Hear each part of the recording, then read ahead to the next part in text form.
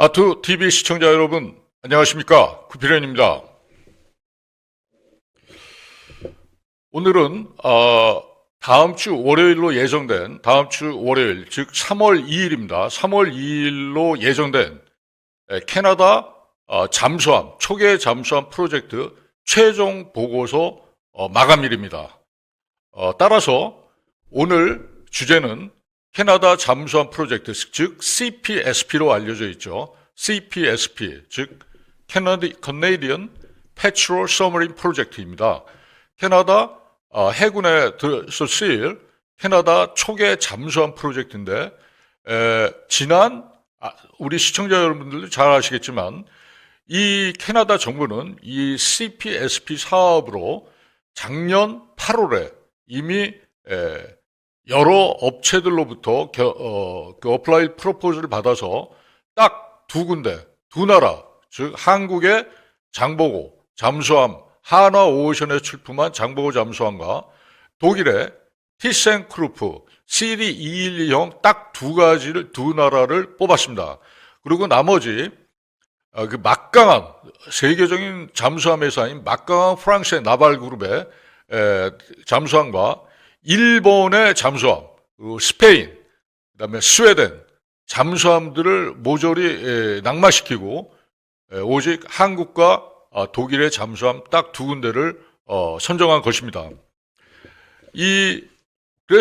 그러나 오늘 방송을 들어보시면 이건 단순히 캐나다의 잠수함 획득 사업이 아니라 캐나다 획득 사업이 아니구나 하는 생각이 드실 겁니다. 왜냐하면 오늘 방송은 캐나다에서 CPSP 60조를 함으로써 수주를 함으로써 캐나다 정부는 뭘 노리냐 하면 캐나다 산업 구조 전반을 바꿀 생각을 하고 있는 것입니다. 즉 캐나다 잠수함 60조 사업을 통해서 캐나다 전반적인 방산산업 그리고 국내 교통 인프라 사업까지 다 바꿀 수 있는 그런 계기로 삼고자 하는 것이 바로 캐나다 정부의 속셈인 것입니다. 그래서 우리 시청자 여러분께서는 이미 작년 8월부터 많은 매스컴에서 이미 이슈가 되었다시피 이게 왜 이렇게 캐나다는 이걸 오래 하나 싶은데 사실 캐나다 정부는 거기에 대한 보관이 있었던 것입니다. 그래서 보시면 지금 화면에 보시겠지만 이 캐나다 정부가 이미 에이펙 정상회담, 그러니까 작년 10월이었죠. 그때 한국에 와서 마카니 캐나다 총리가 하나오션 거제 사업장, 예전에 대우조선이 이제 옥포 조선소라고 알려져 있죠. 거기 거제 사업장까지 방문했고 그 후로도 최근 지지난주까지 캐나다 자원 획득 장관 등 많은 장관들, 강요들이 한국을 왔던 것입니다. 그래서 많은 매스컴에서는 우리 국내 매스컴에서 그런 얘기가 나왔었죠. 이 한국의 하나오션의 장보고 배치2 잠수함 3,500톤급의 디젤 추진 잠수함, 재래식 추진 잠수함은 세계 최대급입니다. 여기에 관심이 많고 잘하면 우리가 이기겠구나. 아주 많은 그 성공적으로 갈 수 있다는 얘기를 많이 나눴습니다.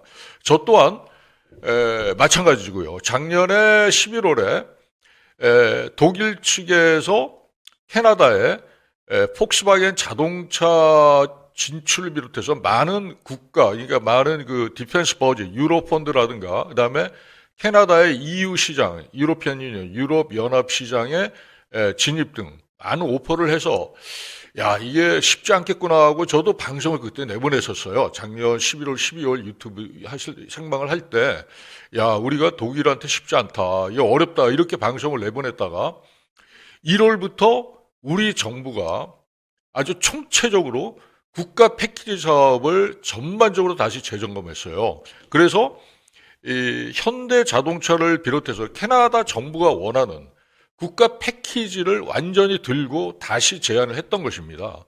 그 후로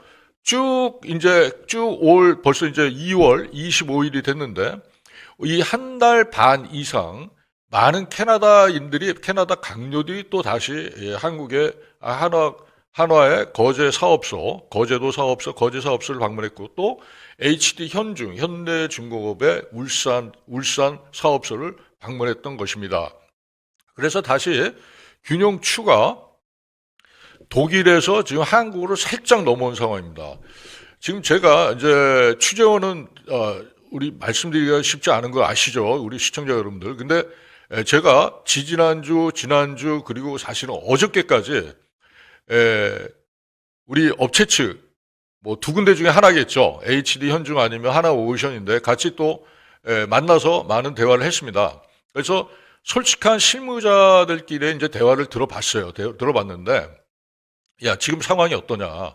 물론 이제 저도 취재를 했죠. 캐나다 현지 그 오타와라든가 이쪽 캘거리, 그다음에 이쪽 이 캐나다 동부 해안 있지 않습니까? 그쪽에 그 엘버타, 그러니까 거기는 주로 이제 영국, 프랑스 계열이 많은데요. 이민자들이 많은데 거기에 이제 잠수함 사령부들이 있어요. 대서양 애틀랜틱 그 서머린 전략 사령부도 있고 캐나다 그쪽에서 우리 많은 그 교수들도 가서 이제 거기서 인터뷰도 하고 그리고 저도 그 상황을 계속 업데이트하면서 현지 뉴스 언론 매체를 다 봤거든요. 봤는데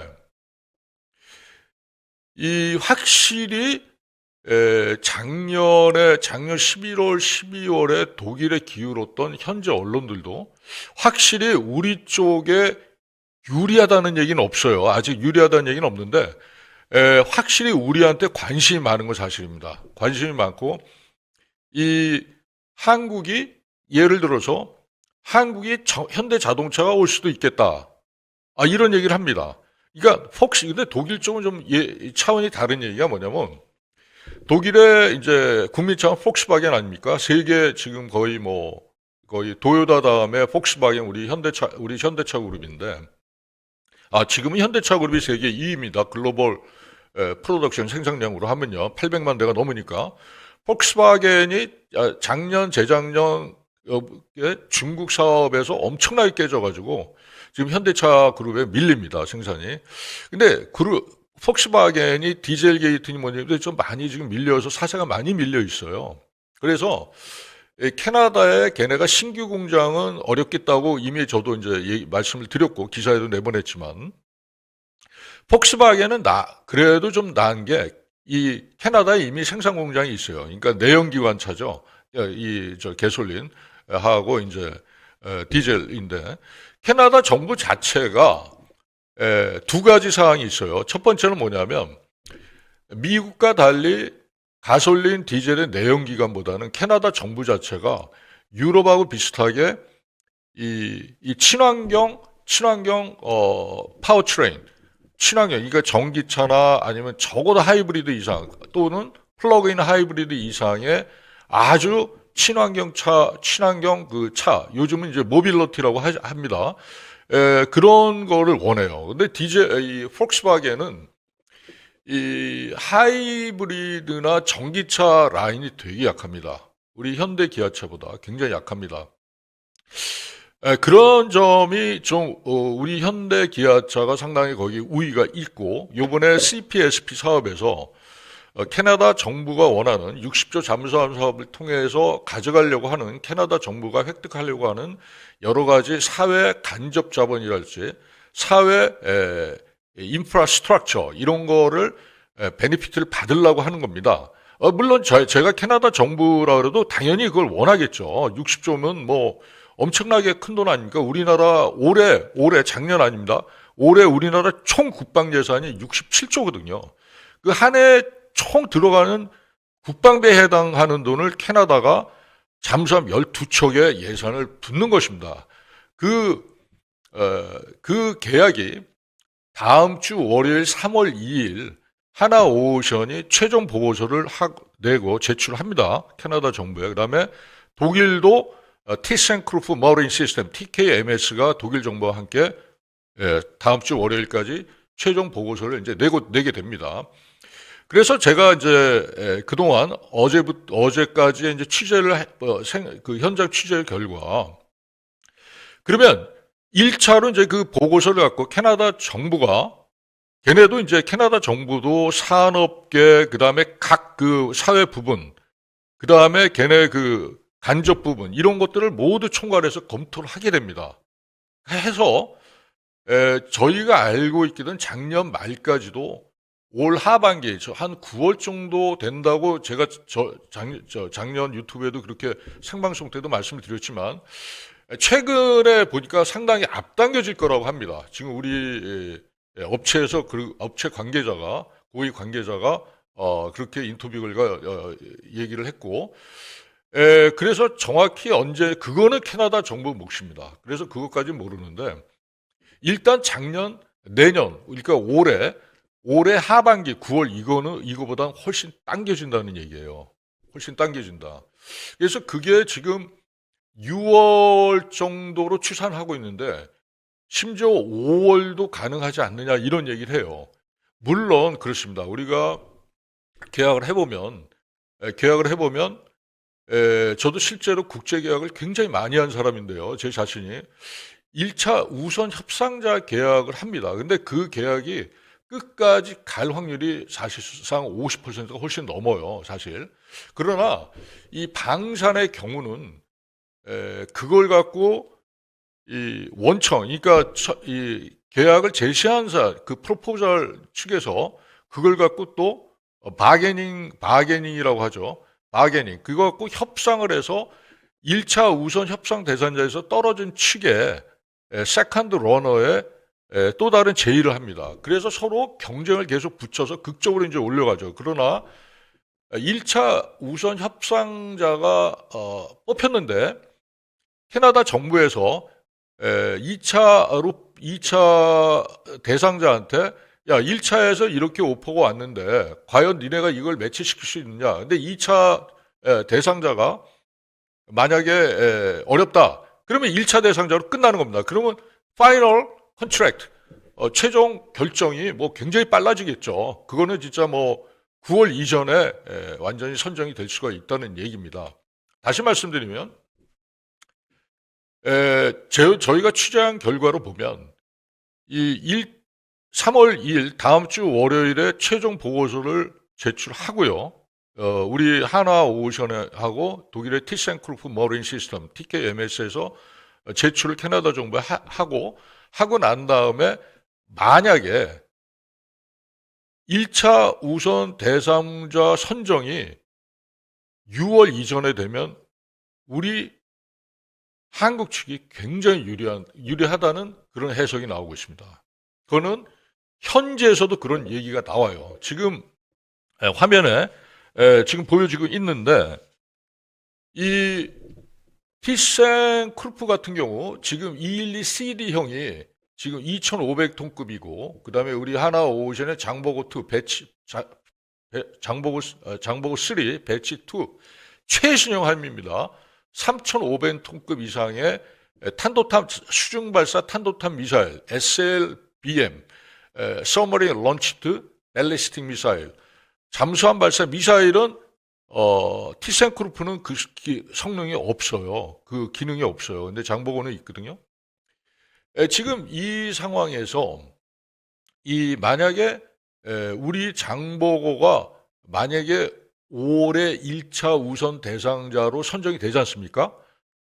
그러고 나서 만약에 독일 티센크루프가 그걸 보고 자기네가 1차에서 떨어졌다 생각하면 한국 측에서 어떤 오퍼가 났는가 걔네 나름대로 여러 가지 또 파악을 하게 됩니다.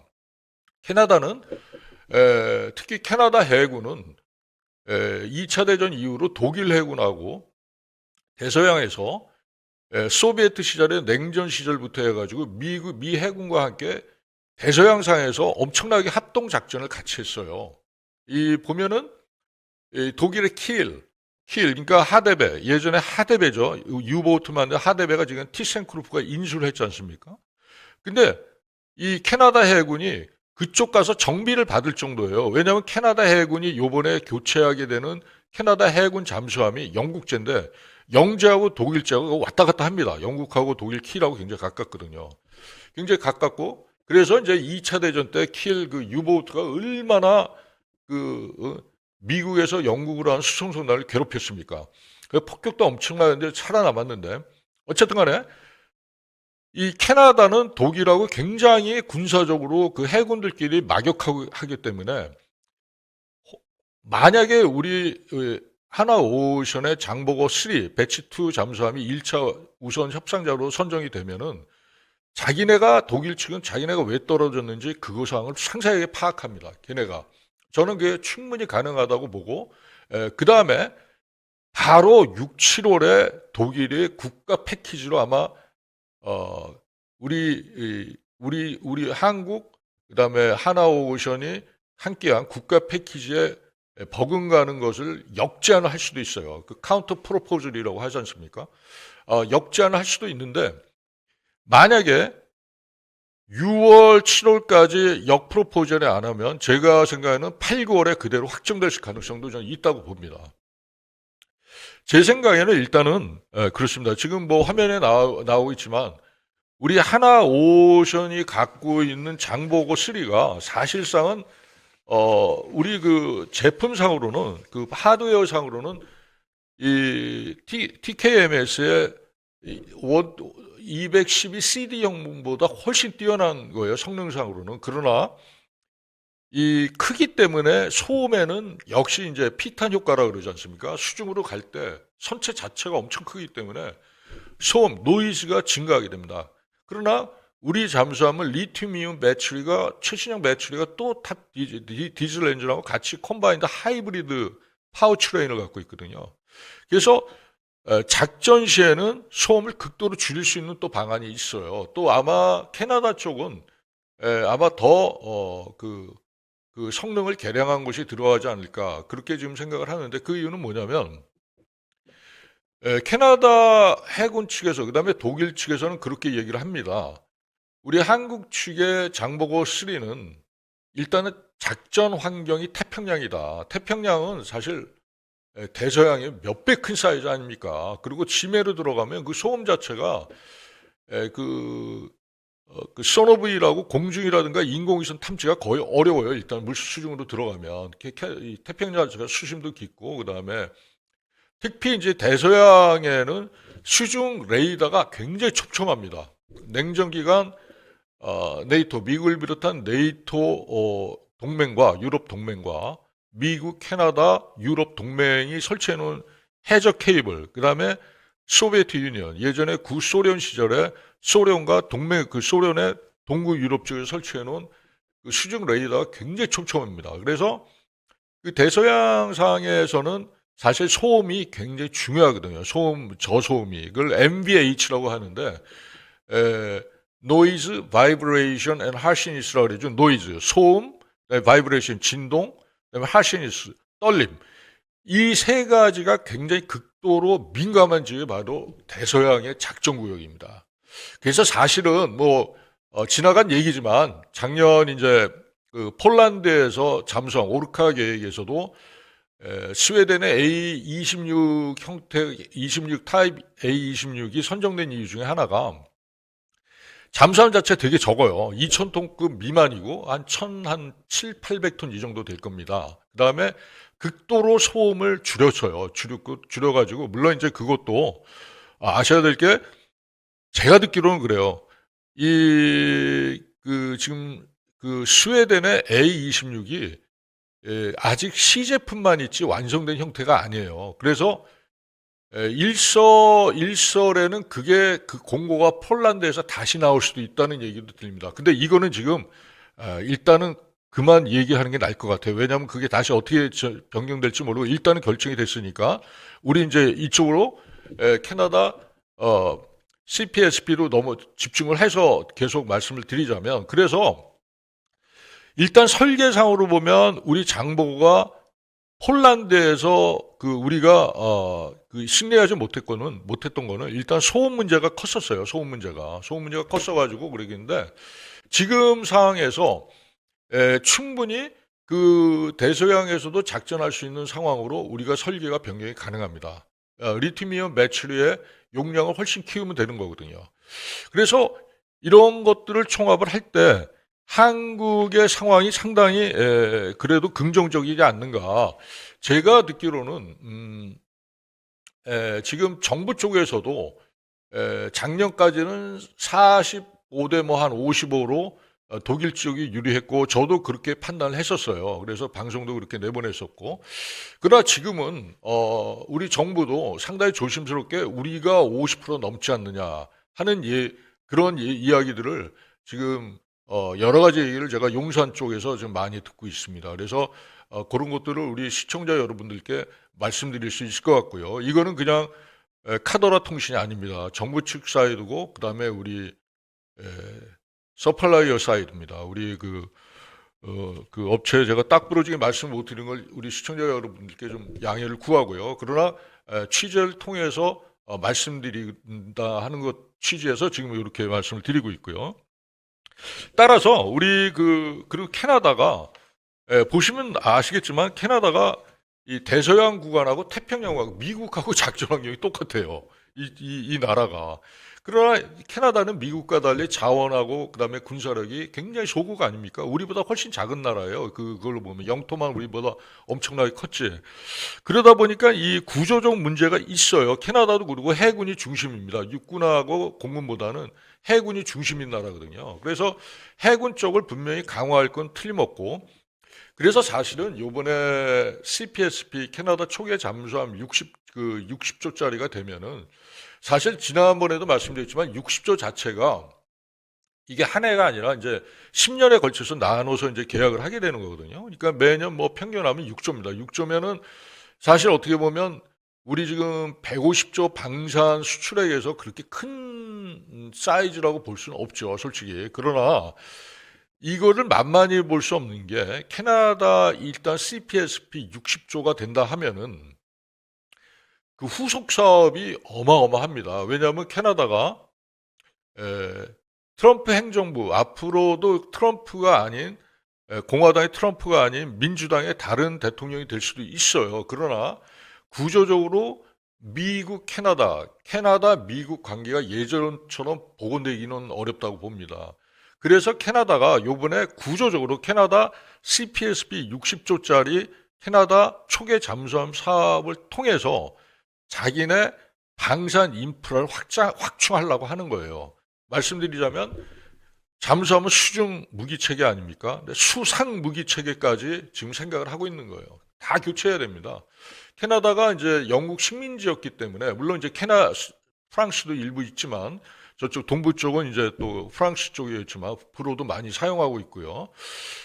그러나 주로 이제 영국 쪽하고 이제 그 무기 체계니 그다음에 산업 기반이니 이런 것들을 영미 체계를 많이 쓰고 있는데 영국은 산업 인프라 자체가 뭐 붕괴됐다는 거는 이미 잘 아시잖아요. 근데 미국하고의 관계가 소원해짐에 따라 미국에 의존했던 그 디펜스 쪽 많은 방산이나 방어 이런 것들을 이제 스스로 하려고 하고 있습니다. 그래서 아마 수상함 쪽도 이제 대폭 물갈이가 될 겁니다.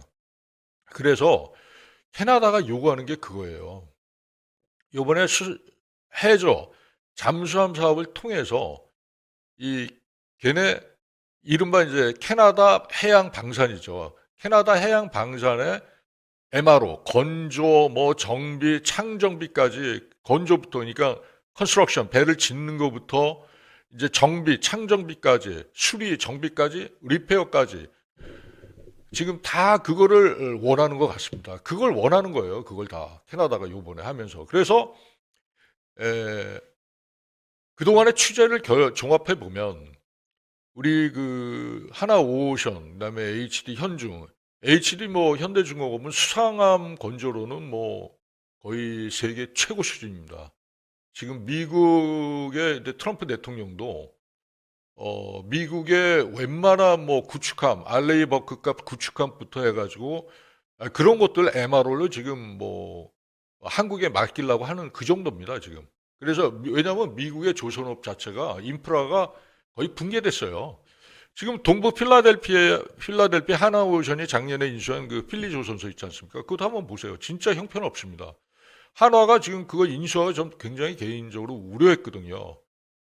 그래서 주가도 아마 하나오션 주가도 오히려 인수를 해놓고 오히려 이거 깨지지 않는가 하는 상당한 그 우려가 있었어요. 저도. 물론 뭐 저는 주식이 없습니다만 지금 뭐 조금 있어요. 근데 뭐 그 정도 갖고 근데 어쨌든 간에 그런데 하나오션이 그 후로 더블됐지 않습니까? 그 얘기는 뭐냐면 시장이 판단을 하거든요. 시장, 이 마켓. 마켓이 판단하는데 우리 마켓에서 하나오션이 필리 조선소를 완전히 탈바꿈해서 결국 미국 해군의 그 발주를 받아오지 않을까 하는 희망이 거기에 들어가 있는 것입니다. 미국의 방산 시장이 어느 정도 크냐면요. 한 해 국방비가 미국의 한 해 국방비가 작년에 1,000조 원이 넘었습니다. 1,000조 원. 상상을 해보십시오. 우리 한국의 1년 방위비가 작년에 60조 정도뿐이 안 됐거든요. 이거 거의 뭐, 이건 뭐, 거의 17배 가까운 그 세계 최대 그 방산 시장이에요. 사실은 미국이. 그 방산, 그러니까 1년 방위비가 그렇습니다. 물론 인건비가 뭐 그 정도, 뭐 어마무시하겠지만 거기에 그러나 방산 시장은 사실 미국의 방산, 미국의 단 한 나라, 미국 한 나라의 방산 그 매출 시장은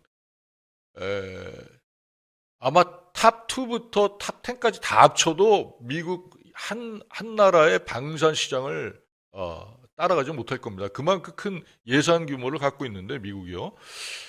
한화 필리 조선소가 지금 한화에서는 그걸 심지어는 뭐 2배, 3배가 아니라 10배까지 향후 늘리겠다고 합니다. 물론 그게 타임 라인이 언제까지 10년인지 20년 후까지는 그건 모르겠지만 하나 그룹의 어떤 그 액션의 신속성을 볼 때는 아마 그 10배 정도는 아마 10년 내에 하지 않을까 그런 생각이 듭니다. 그래서 하나 오션 같은 경우는 지속적으로 우리 주식 시장에서도 주시해야 될 종목 중에 하나가 아닌가 그렇게 생각을 하고 있고요.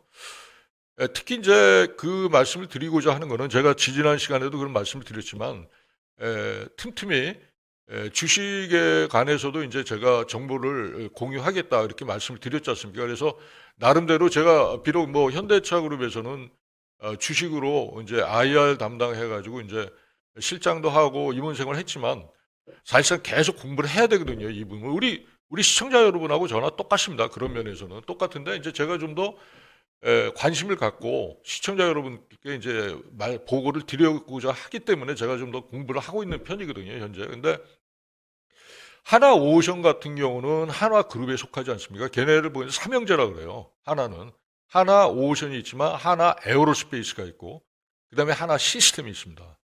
그래서 하나 에어로스페이스는 잘 아시다시피 K9과 갖가지 이제 미사일 쪽을 많이 하고 있고요. 하나 시스템 쪽은 좀 단거리 개통해 미사일하고 함대지, 지대공 이런 것들 많이 합니다. 물론 이제 천무 같은 거는 하나 에어로스페이스 하지만 얘네가 좀 중첩된 경향이 있어요. 그러나 하나 시스템은 현재 무인화 작업, 무인화 무기 체계를 많이 하고 있더군요.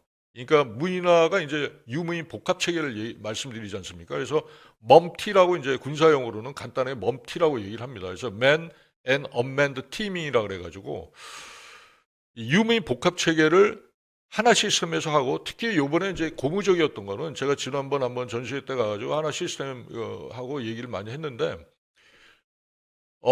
저고도 중고도 중저고도 위성을 하나 시스템에서 하고 있습니다. 근데 그 말씀을 드리고자 하는 이유는 뭐냐면 이 현대전 러시아 우크라이나 전쟁을 잘 보시면 탱크 킬러가 바로 드론 아닙니까? 탱크 장갑차 기갑의 킬러가 지금 제일 먼저 떠오른 게 드론이잖아요. 그래서 러우 전쟁에서 파괴된 이제 바로 이제 어제 2월 24일이 4년 전이 2022년 2월 24일 바로 어제입니다. 어제로서 만 4년이 지났어요. 러우 전쟁이. 러시아가 우크라이나를 전면 침공한 게 4년 전 어저께였습니다. 2월 24일. 그래서 제가 월요일부터 월요일, 화요일 계속 기사를 이제 관련해서 내보냈는데요. 자세한 거는 제 온라인 기사 제 이름을 넣으시면 뭐 금방 뜹니다. 네이버나 뭐 구글에 한번 보시면 상세하게 좀 온라인에 올려드렸습니다. 그래서 그걸 참고하시고요. 그래서 보시면은 이 러우 전쟁에서도 보시면은 킬러나 그러니까 탱크나 장갑차 모든 기갑파 차량 아머드 퍼스널 캐리어 APC나 탱크, 메인 배틀 탱크 이런 거에 대한 킬러가 바로 드론으로 등극한 것입니다. 러우 전쟁 지난 4년 동안 파괴된 장갑차까지 하면 탱크 장갑차는 15,000대가 넘는답니다. 그중에 70% 이상이 알려진 것만 그래요. 70% 이상이 드론에 의해서 당한 것입니다. 그만큼 이제 드론이 중요한데 그 말씀을 제가 좀 길게 드리는 게 뭐냐면 그 드론을 운영할 때 필요한 게 위성이지 않습니까? 그 위성이 바로 고도 위성이 아니라 드론은요. 저궤도, 중궤도 위성을 사용합니다. 그거를 우리가 굉장히 약한 부분이에요. 약한 부분이 전무한 부분이죠. 우리가 거의 미군에 거의 의존하고 있거든요. 그거를. 근데 그거를 지금 그 하나 시스템에서 지금 개발 중입니다. 생각보다 빨리 개발하게 될 것 같아요. 왜냐하면 그만큼 그 시스템이 굉장히 중차대하거든요. 그리고 그게 왜 또 중요하냐면요. 잠수함, 수중병기부터 수상병기, 그다음에 지상병기, 항공 이 모든 무기 체계가 연동되는 게 바로 네트워킹 시스템이거든요.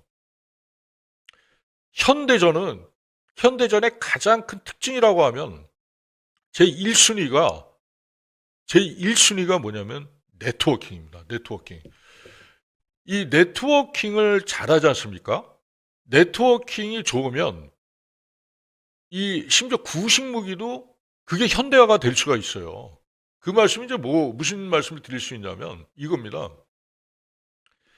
옛날 구형 소나타, 자동차로 이제 좀 쉽게 말씀드리자면 구형 소나타가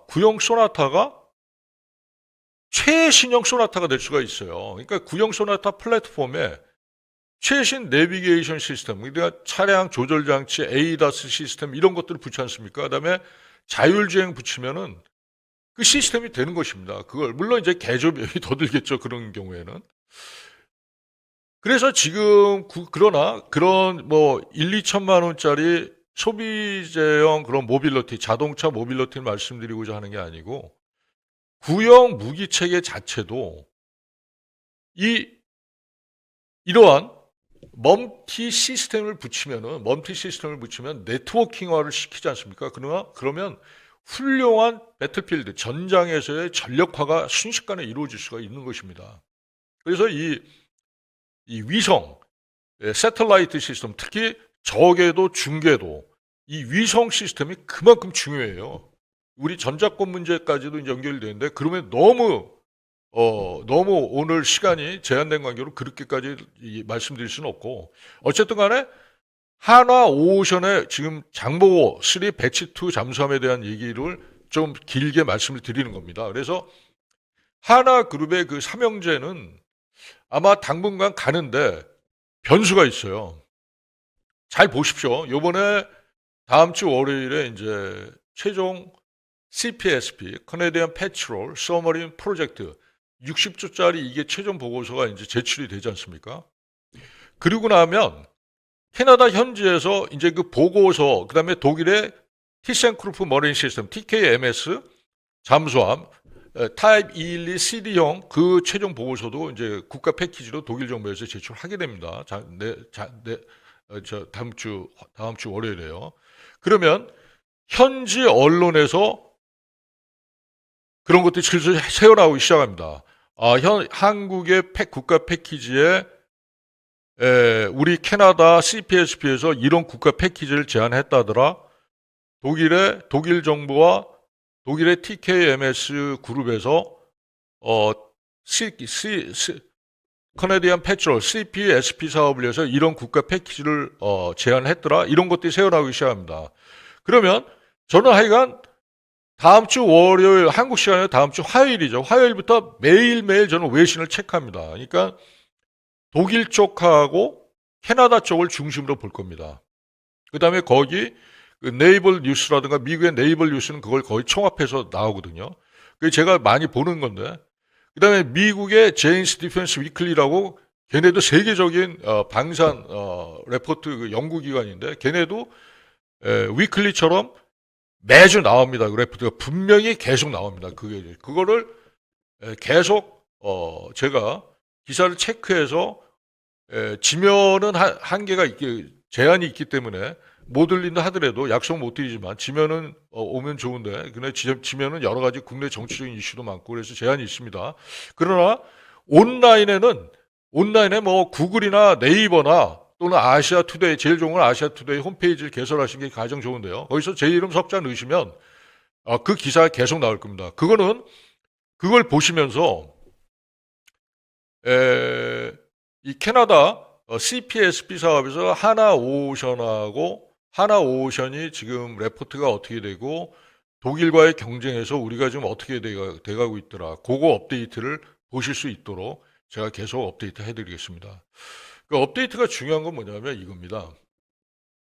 만에 하나라도 만약에 우선 협상자에서 우리가 만약에 독일이 선정이 된다 그러면 주가가 어떻게 되겠습니까, 그때? 그 상황이 되면은 하나오션 주가는 물론이고 하나 시스템, 하나 에어로까지 다 파급이 효과가 옵니다. 때문에 이 특히 요즘에는 뭐 하나그룹 삼형제에 대해서 주식을 다 갖고 계신 분들이 특히 우리 아투 시청자 여러분들께서는 그래도 좀 어느 정도 다른 어떤 그런 그룹보다는 우리 그룹에 속한 우리 시청자 여러분들께서는 상당히 계시지 않을까 싶은데요. 그렇기 때문에라도 좀 주시를 해주십시오. 제가 하여간 그 사항은 계속 업데이트 하겠습니다. 다음 주 이제 월요일 제출하고 난 다음부터는 계속 외신에서 그 커버가 되니까 물론 이제 필터링을 해야 돼요. 그러니까 갖가지 루머가 엄청 많이 들어옵니다. 근데 그거는 제 차원에서 저도 이제 이쪽에서 오래 했으니까 어떤 게 페이크고 어떤 게 가짜 뉴스고 어떤 게 좀 신뢰성이 높다 이런 것들은 이제 있어요. 미국의 네이버 뉴스 같은 경우는 사실 신뢰성이 높고 특히 영국의 제인스 디펜스 위클리에서 나오는 그런 레포트들은 상당히 신뢰성이 높습니다. 그러나 독일하고 캐나다에서 나오는 거는 제가 보기에는 로컬 뉴스가 많더라고요. 그래서 걔네 뉴스는 생각보다 이렇게 한 반반인 것 같아요. 그래서 그거보다는 제가 미국 쪽이나 영국 쪽에서 영미권에서 나오는 그 뉴스를 갖고 상당히 그건 중시 체크하고 제가 그건 하기가 빼뜨리지 않을 것을 제가 우리 시청자 여러분께 약속을 드릴게요. 그리고 오늘 준비해온 것들이 계속 있는데 일단 보시면은 일정표를 한번 PD 그 일정표를 한번 좀 띄워주실래요? 일정표를 좀 띄워주시면은 좀 나옵니다. 우리 페이지가 요거 나왔는데 이 영어로 돼서 죄송합니다. 이게 지금 한글본으로 하면 저작권에 걸려가지고요. 해가지고 했는데 요게 지금 캐나다 서머린 프로젝트 CPSP 타임라인이라고 그래가지고 캐나다 잠수함 프로젝트에 이제 지금 획득 발주부터 이제 획득 타임라인이라고 보시면 됩니다. 그래서 맨 좌측부터 보시면 September 2024 그러니까 작년 9월에 그 CPSP 2024년이죠. 2년 전인 그 2024년 요거 띄워주시면 됩니다. 요 장을 갖고 하겠습니다. 요걸 보시면요. 그러니까 작년 재작년 9월에 이제 그 정보 요청 RFI를 이제 각국에 보냈어요. 각국에 보내가지고 아시다시피 한국, 독일, 일본, 프랑스, 스웨덴, 스페인, 이탈리아 이렇게 무려 이제 한 7개국에 보내가지고 했는데 정말 기라성 같은 세계적인 업체들이었어요. 그 7개 업체가. 일본의 MHI, 미쯔비시 헤비 인더스트리 얘네는 뭐 1차 대전 때부터 정말 엄청나게 큰 회사였죠.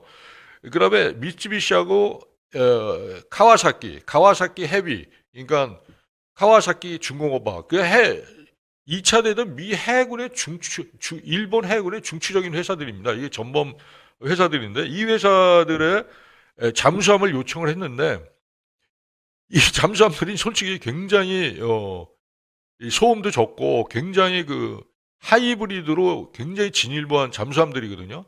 근데 얘네는 국내 정책적 제약 그러니까 무기 수출 못합니다. 얘네 현재 헌법으로. 그래서 지금 이제 그, 그 사나이 수상, 일본 수상이 그 헌법을 지금 바꾸려고 해서 사실 어떻게 보면 일본이 무기 수출, 그러니까 보통 국가와 대해서 무기 수출 시작하면 사실 지금까지는 우리가 독일하고 경쟁을 했지 않습니까? 이제 앞으로는 일본하고 경쟁하게 해야 돼요. 앞으로는. 그래서 지금 이게 우리 방산업체들이 쉽지 않다는 게 바로 그거예요. 그래서 요번에 캐나다 이 CPSP를 반드시 우리가 반드시 요번에 승리를 해야 됩니다. 이것 때문이라도. 어쨌든 간에 일본은 현재 그 다른 게 아니라 국내 정책적 제약 때문에 이게 실패를 했어요. 피디님, 그거 페이지 2로 다시 바꿔주시겠어요? 요거 다. 요겁니다. 요거 보시면 일본의 이제 대경급 MHI하고 이제 카와사키 헤비 인더스트리 얘네 이제 정책 제약으로 안 됐고, 네, 프랑스의 나발그룹. 야, 얘네는 진짜 이 바라쿠다 같은 게 이게 핵잠수함이거든. 핵잠수함. 핵 추진뿐만 아니라 핵무기 얘네는 그 핵 추진뿐만 아니라 뉴클리어 프로폴전뿐만 아니라 뉴클리어 수중 핵폭탄 탄도탄을 장착하고 다니는 게 이 나발그룹이에요. 나발그룹은 세계적인 그룹입니다. 그러니까 톱티어라고 얘기하는데 미 원자력 핵무기 탑재, 그러니까 SLBM 잠수함 발사 핵미사일을 탑재하는 핵잠수함을 세계에서 딱 두 나라만 만들고 있는데 미국하고 프랑스예요. 프랑스의 바로 이 나발그룹입니다. 그리고 미국은 재래식 잠수함을 안 만들죠. 걔네는 핵잠수함만 만듭니다. 미국은. 근데 프랑스의 나발그룹은 요 핵잠수함이 참 특이한 잠수함이에요. 이 나발그룹의 핵잠수함이 지난번 세종연구소 이제 정성장 부소장하고 나와서 프랑스 함불 핵잠수함 이제 협력관에서 제가 유튜브를 정성장 박사하고 했는데, 왜냐하면 정 박사가 프랑스에서 오래 있었어요. 공부도 거기서 하고 아주 전문가입니다. 그쪽에. 그래서 초청을 해가지고 같이 했는데 한번 편하신 시간에 한번 보시면 좋겠습니다. 이 프랑스의 나발굴이 그렇게 아주 이 formidable, 굉장히 강한 이 제조업체인데, 얘네는 왜 캐나다 정부가 얘네를 왜 디클라인, 왜 얘네를 기각시켰냐면 이 딜리버리 리스크, 그러니까 이 제작하고 공급하는 데 대한 신뢰성이 없어요. 이 프랑스 나발그룹 다 좋은데. 이거 언제 계약을 해서 뭐 3년 내에 초도함 배치하고 5년 내에 이게 12척 중에 2척 제시하고 5년 내에 3척 해서 총 5척을 5년 내에 한다. 이런 걸 계약해도 이 프랑스는 이게 개런티가 안 됩니다. 항상 그래였어요, 프랑스는. 그러니까 스웨덴은 지금, 스웨덴이 아니라 지금 캐나다는 굉장히 급하다고 생각하거든요. 그러니까 프랑스는 그런 딜리버리 리스크가 너무 큰 거예요. 그러니까 이제 제껴버린 거죠, 캐나다 정부가. 이건 마치 폴란드가 걔네 지금 굉장히 긴급했던 K2 전차, 그러니까 굉장히 긴급했던 메인 배틀 탱크, 그 기갑 차량을 T계열, 소비에트 계열의 기갑 차량을 전부 우크라이나에 줬지 않습니까? 급하니까 우크라이나가. 그러니까 급하게 그걸 떼와야 되는데 독일의 클라우스 마페이사에서 만드는 레오파드 전차를 지네가 준다 그랬어요. 원래는 폴란드가 그걸 믿었거든요. 결국 어떻게 됐어요? 2022년 말에 한 대도 공급을 못했어요. 그래서 독일 내 폴란드가 알아보니까 클라우스 마페이 공장의 전차 제조 시설 자체가 거의 붕괴됐던 거예요. 심지어는 독일 육군, 그 막강했던 전차의 독일 아닙니까? 독일 축구를 전차군단이라 그러잖아요. 완전히 거짓말이에요, 이제는. 그게 뭐냐면, 이 폴란드가 독일한테는 엄청나게 당한 게, 바로 전 세계에서 독일 아이들한테 제일 당한 게 폴란드거든요, 역사적으로. 제가 유럽에 오래 있었잖아요. 영국에 12년 있었어요. 그리고 독일에도 1년을 근무했어요. 그 MTU하고 그 이제 프리드리히 아펜이라고 그 독일 전차. 제가 K1 ADD 있을 때 거기가 있었잖아요. 1년 동안 연수 받는데. 그때가 88, 그때만 해도 독일 막강했죠. 그러나 독일이 산업이 붕괴되기 시작한 게 90년에 냉전이 끝나고 평화 모드 들어가면서 30여 년이 지나면서 완전히 붕괴된 거예요. 그러니까 폴란드 애들이 이상하다? 22년도에 독일 애들 말을 듣고 믿고 폴란드가 사용하던 소비에트 T 계열 전차를 우크라이나에 다 줬거든요. 진짜 다 줬어요, 다. 몇 대 남기고. 독일 애들이 한 대도 공급을 안 하는 거예요. 2022년 2월에 전쟁이 시작되고 막 우크라이나 엄청나게 점령당하는데, 그리고 그 다음에 우크라이나 전쟁 끝난다 그랬잖아요. 러시아가 먹고. 그리고 그 다음에 타겟은 폴란드다. 폴란드 급한데요. 레오파드 인마들이 그 하나도 그거 못 춘 거예요. 이 전차를. 폴란드 완전 돌아버리는 거죠. 그러니까 거기서 이제 야, 역시 독일 놈들 믿을 수가 없구나. 그렇게 2차 대전 때 우리를 학살하더니 또 이 거짓말을 한다. 그래가지고 쫙 레이더를 돌려보니까, 그러니까 미국의 원조가 있어요. 미군이 이미 폴란드에 주둔하고 시작했거든요. 미군이 지금 폴란드에 상당히 들어가고 있어요.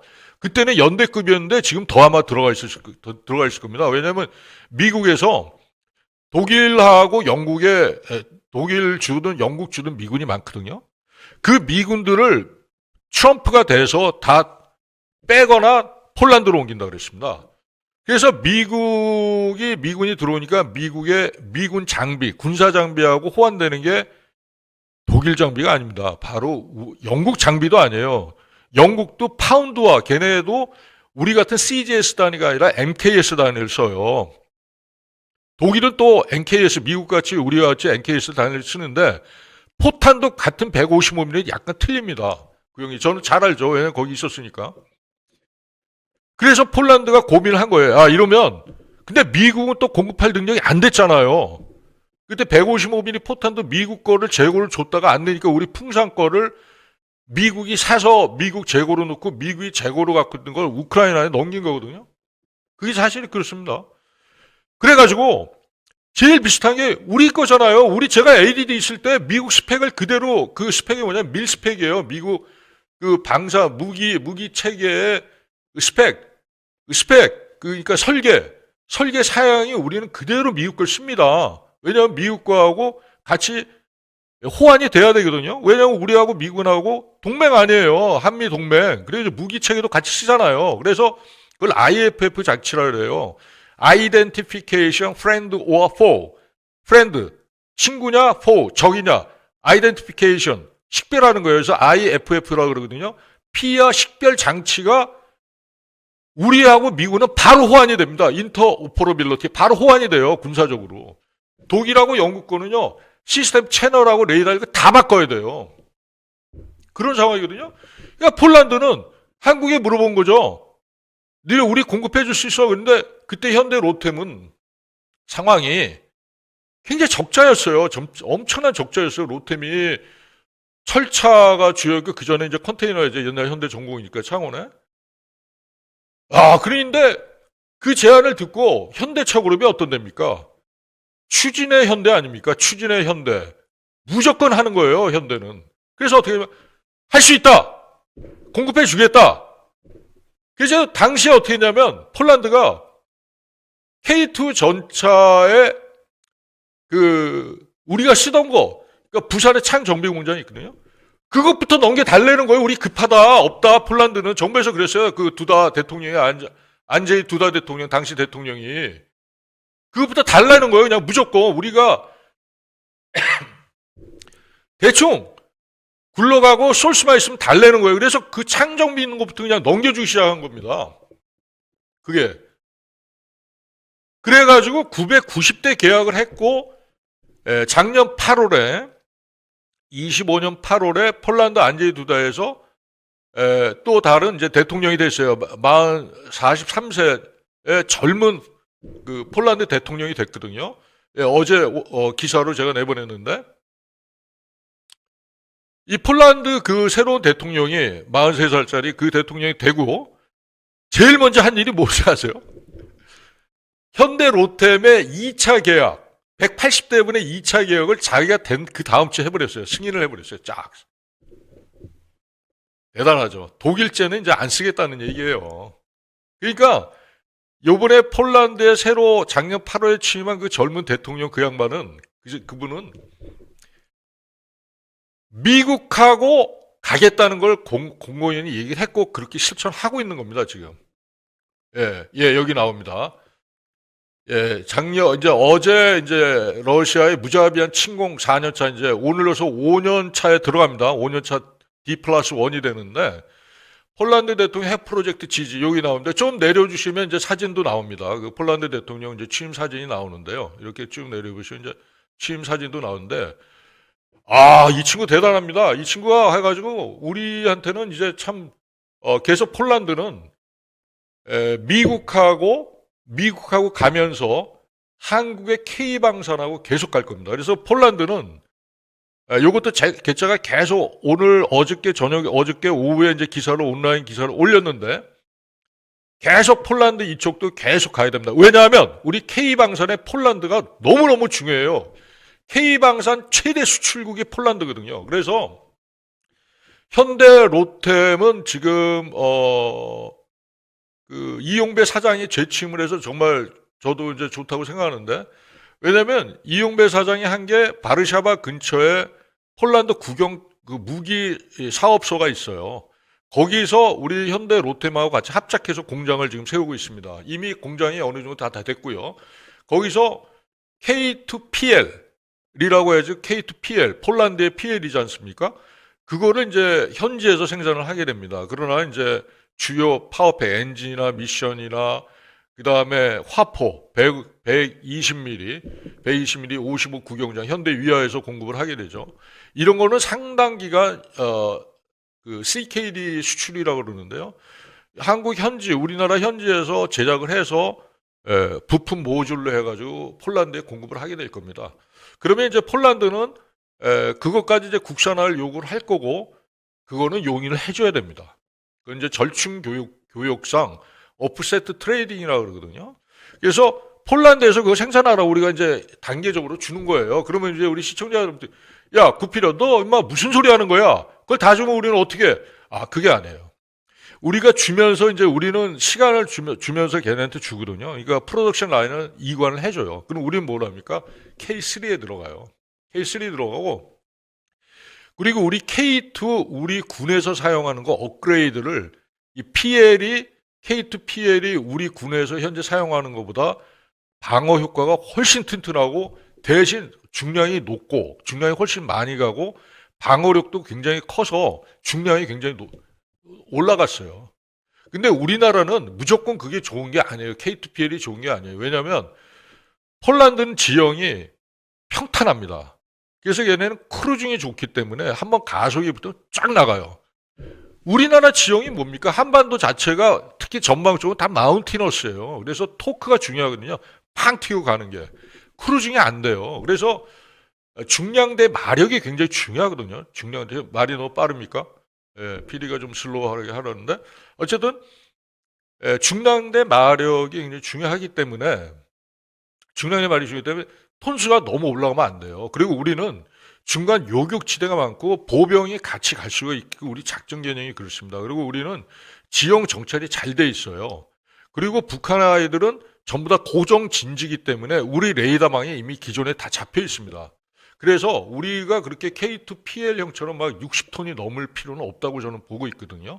어쨌든 간에 K2의 일반 생산 라인은 향후 5년에서 10년간에 걸쳐서 계속 이관을 시키고 그 자리에 우리 군에서 소요하는 K2의 개량형을 이제 계속 만들면 됩니다. K1에 지금 1000대에 해당하는 K1의 E 타입, 그것도 계속 이제 성능 개량을 해야 되거든요. 그래서 그것도 나중에 이제 우리가 수출하게 되겠죠.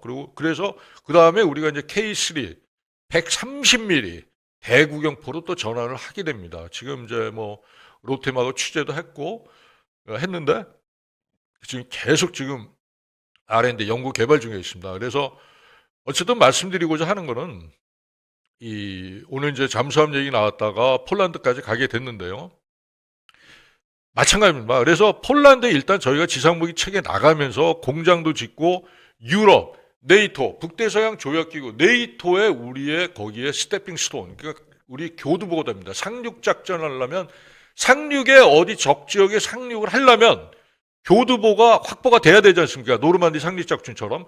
그 교두보가 폴란드라고 생각하시면 됩니다. 그래서 폴란드하고 한국은 향후 뭐 10년, 20년, 30년, 40년, 50년 계속 같이 가는 겁니다. 그래서 계속 우리가 케어를 해주고 우리도 서로 윈윈하는 그런 관계가 되고, 유럽에 폴란드가 있다면 아메리카, 북아메리카, 캐나다하고 미국, 그다음에 남미가 있지 않습니까? 남미는 이제 HD 현중에서 잠수함 수출하고 수상함도 수출을 잘 하고 있어요.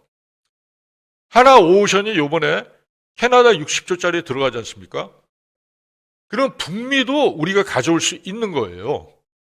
엄청나게, 이거는 60조가 뭐, 야, 너 이거 뭐 이렇게 큰 것도 아닌데 왜 이렇게 호들갑을 떨어? 그게 아니라니까요. 그래서 오늘 시간이 캐나다 잠수함 얘기지만 잠수함 얘기가 아니라고 제가 말씀드렸잖아요.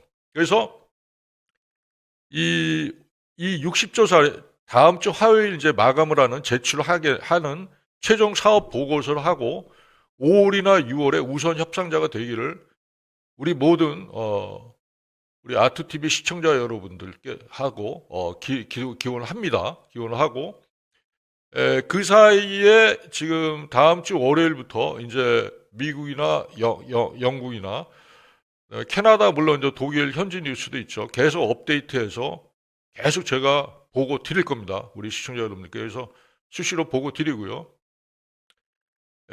특히 이제 캐나다 쪽에 이제 그 전략적 지점이 왜 중요하냐. 유럽에 폴란드가 있다면 아메리카에 캐나다가 있다. 그래서 그게 확보가 돼야 앞으로 우리 한국이 글로벌 톱4, 방산 시장의 글로벌 톱4로 우리가 올라가게 될 수 있습니다. 아직까지는 우리가 톱10 안에 겨우 들어가 있어요. 그렇게 막 방산을 작년, 재작년 이렇게 수출 많이 했어도 아직까지 갈 길이 멉니다. 결국 뭐 작년에도 우리가 순위가 9위, 10위뿐이 안 돼요. 사실은 많이 올라간 것 같아도 숫자로 보시면 그렇게 나옵니다. 아직까지 갈 길이 멀습니다. 근데 그게 그나마 우리가 뭐 30위권에서 10위, 9위까지 간 게 폴란드 때문에 그렇게 된 거예요, 솔직히. 근데 요번에 캐나다가 되지 않습니까? 그럼 우리가 제가 보기에는 향후 아마 3, 4년 내에 글로벌 톱4까지 우리가 가게 될 겁니다. 그렇게 되면은 하나 3인방이 어떻게 되겠습니까? 주가가. 한번 생각해 보세요. 그래서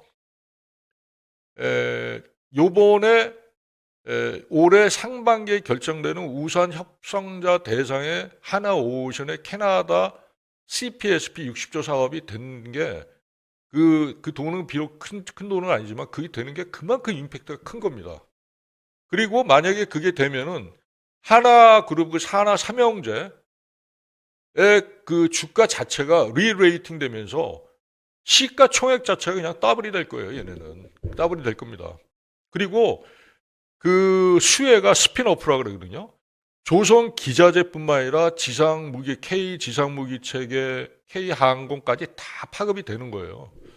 그리고 그게 되면요, 북아메리카인 캐나다뿐만 아니라 남아메리카, 아메리카 대륙을 미국도 이제 거의 우리가 들어가게 돼요. 미국도 어려워요. 지금 그 국내 그 방산 인더스트리, 디펜스 인더스트리 쪽에 기반이 잘 보셨잖아요. 작년에 필리 조선소가 여기 얼마나 형편없이 됐습니까?